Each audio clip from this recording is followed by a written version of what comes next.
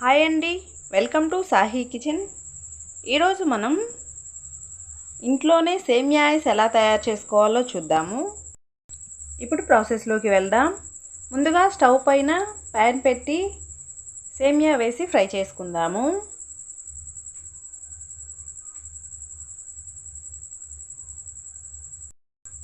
లో ఫ్లేమ్లోనే 2 నిమిషాల పాటు ఫ్రై చేసుకుందాము.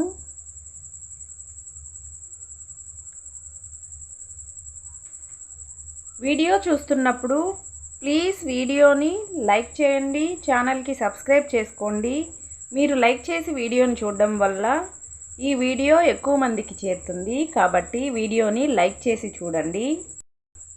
ఈ విధంగా ఫ్రై అయిన తర్వాత ఇప్పుడు దింపి పక్కన పెట్టేసుకొని ఇప్పుడు మరొక గిన్నె పెట్టి అందులో 1/2 లీటర్ పాలు వేసుకుంటున్నాను. ఇక్కడ మనకి చిక్కటి పాలే అవసరం లేదు, కొద్దిగా నీళ్లు వేసుకొని పలుచగా అయినా చేసుకోవచ్చు. పాలు ఇలా మీగడ కట్టకుండా బాగా మరిగించుకోవాలి.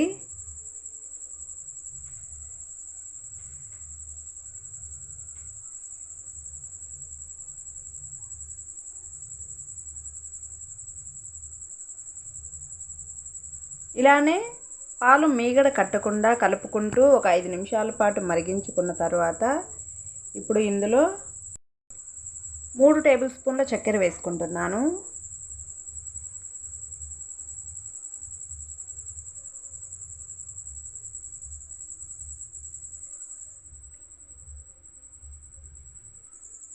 చక్కెర కూడా చక్కగా కలిసిపోయి ఇలా ఉడుకుతున్నప్పుడు ఇప్పుడు మనం ఫ్రై చేసుకున్న సేమియా కూడా వేసేసి సేమియాని ఉడికించుకుందాం.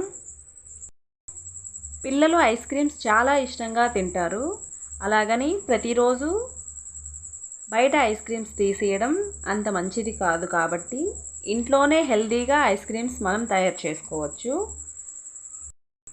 ఇలా ఒకసారి పాలతో సేమియా ఐస్ క్రీము, అలాగే మ్యాంగోతో మ్యాంగో ఐస్ క్రీము, గ్రేప్స్తో ద్రాక్ష ఐస్ క్రీము, పుచ్చకాయతో వాటర్ మెలన్, ఇలాగా మనం ట్రై చేసి పెట్టచ్చు పిల్లలకి.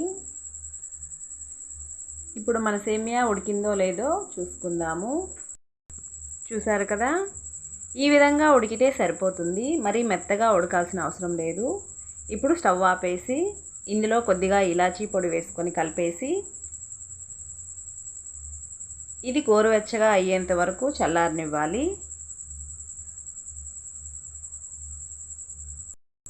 ఇప్పుడు ఇది చల్లారింది. ఇప్పుడు దీన్ని ఐస్ క్రీమ్ మౌల్స్లోకి వేసేసుకుందాము. ఒకవేళ మన దగ్గర ఐస్ క్రీమ్ మౌల్స్ లేకపోతే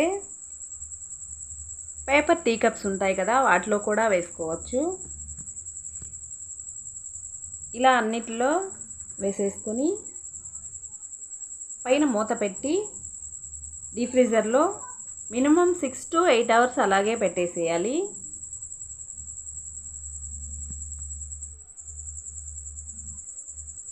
ఇప్పుడు 8 గంటల తర్వాత మనకి ఐస్ క్రీమ్స్ చక్కగా రెడీ అయిపోయాయి. ఇప్పుడు వీటిని ఇలా కొంచెం నార్మల్ వాటర్లో 1 నిమిషం అలా ఉంచి తీసేస్తే చాలా ఈజీగా వచ్చేస్తాయి. చూసారు కదా, పర్ఫెక్ట్గా సేమియా ఐస్ రెడీ అయిపోయింది. తప్పకుండా మీరు కూడా ట్రై చేయండి.